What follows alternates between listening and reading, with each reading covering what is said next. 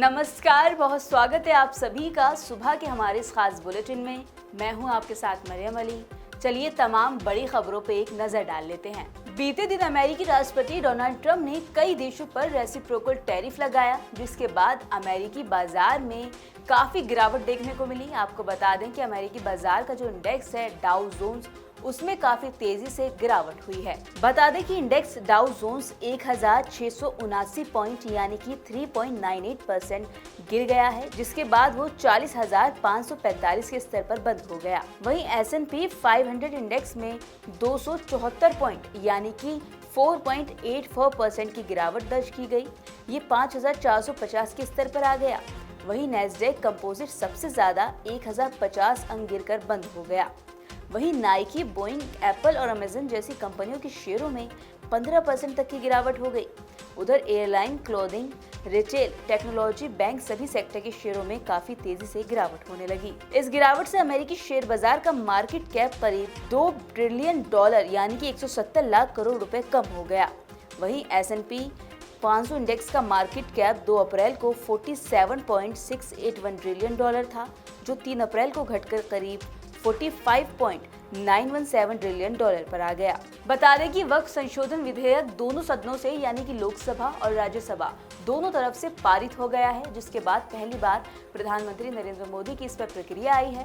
उन्होंने अपने x account पर लिखा है और कहा है कि ये देश के लिए, समाज के लिए, आर्थिक न्याय के लिए, साथ ही पारदर्शिता लाने वाला बहुत ही खास विधेयक रहने वाला है। पीएम मोदी ने आगे लिखा कि इससे खास तौर पर उन लोगों को मदद मिलेगी जो लंबे वक्त से हाशिए पर रहे और उन्हें आवाज और अवसर दोनों से वंचित रखा गया। आपको बता दें कि वक्त संशोधन बिल गुरुवार देर रात राज्यसभा में भी पास हो गया।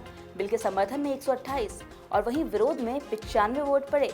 इससे पहले बुधवार देर रात को वक्त संशोधन बिल लोकसभा में पास हो गया था। लोकसभा में बिल के पक्ष में 288 वोट पड़े और विरोध में 232 वोट थे। राज्यसभा में बिल गुरुवार दोपहर 1 बजे से चर्चा पर रखा गया था, जो करीब 13 घंटे तक चला।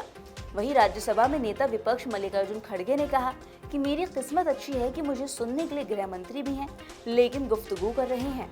वहीं पार्टी को मजबूत करने के लिए दिल्ली में कांग्रेस जिला अध्यक्षों की बैठक हुई। आपको बता दें कि इसमें राहुल गांधी भी मौजूद रहे, जिन्होंने जिला अध्यक्षों से कहा कि आपकी पावर तो बढ़ेगी, लेकिन उसके साथ आपके ऊपर जिम्मेदारियां भी बढ़ जाएंगी। राहुल गांधी ने फील्ड में निष्क्रिय रहने वालों और पार्टी बैठकों से नदारद रहने वालों को लेकर कहा कि ऐसे लोगों को हटाया जाएगा और अच्छा काम करने वालों को ज्यादा ताकत मिलेगी।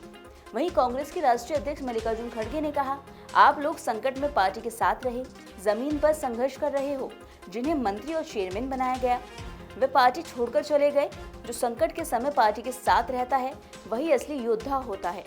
इस बैठक में छत्तीसगढ़, हरियाणा, पंजाब, दिल्ली, महाराष्ट्र, राजस्थान, मध्य प्रदेश और चंडीगढ़ के जिला अध्यक्ष मौजूद रहे।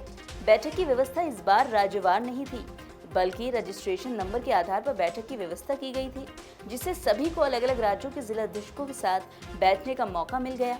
यहाँ राज्य के अनुसार बैठक व्यवस्था नहीं थी, बल्कि हर किसी को अलग अलग जगह सीट अलॉट की गई थी। आज सुबह सुबह एक दुख भरी खबर सामने आई। खबर ये थी कि भारतीय अभिनेता और फिल्म निर्देशक मनोज कुमार का निधन हो गया। जी हाँ, आपको बता दें कि वो 87 साल के थे और वो काफी मशहूर रहे हैं। मनोज कुमार को अपनी देशभक्ति फिल्मों के लिए जाना जाता था। उनकी देश प्रेम वाली फिल्मों के लिए उन्हें भारत कुमार के नाम से भी जाना गया। उन्होंने कोकिलाबेन धीरूभाई अंबानी अस्पताल में अंतिम सांस ली। इस खबर के बाद पूरे देश में शोक की लहर है।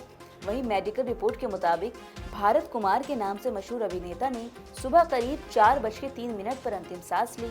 उनके निधन की वजह दिल का दौरा बताया जा रहा है। रिपोर्ट में ये भी पुष्टि की गई है कि मनोज कुमार पिछले कुछ महीनों से डिकम्पेंसेटेड लिवर सिरोसिस से जूझ रहे थे। उनकी हालत बिगड़ने के बाद उन्हें 21 फरवरी 2025 को अस्पताल में भर्ती कराया गया था।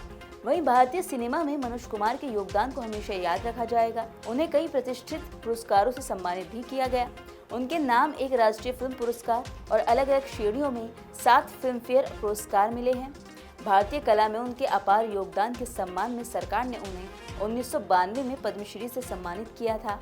उन्हें 2015 में दादा साहब फाल्के पुरस्कार भी मिला था। चलिए अब थोड़ी जानकारी मौसम की ले लेते हैं। बीते कई दिनों से दिल्ली एनसीआर में तापमान काफी तेजी से बढ़ रहा है, जिसके बाद मौसम विभाग ने ये पूर्वानुमान लगाया था कि पारा 40 के पार जा सकता है और ऐसा ही कुछ आज शायद होने वाला है, क्योंकि आज भी आईएमडी का पूर्वानुमान है कि दिल्ली में बेहद ज्यादा गर्मी रहने वाली है। मौसम विभाग की माने तो आज दिल्ली में बेहद गर्मी रहने वाली है। दिल्ली का तापमान आज 38 से 40 डिग्री तक पहुंच सकता है।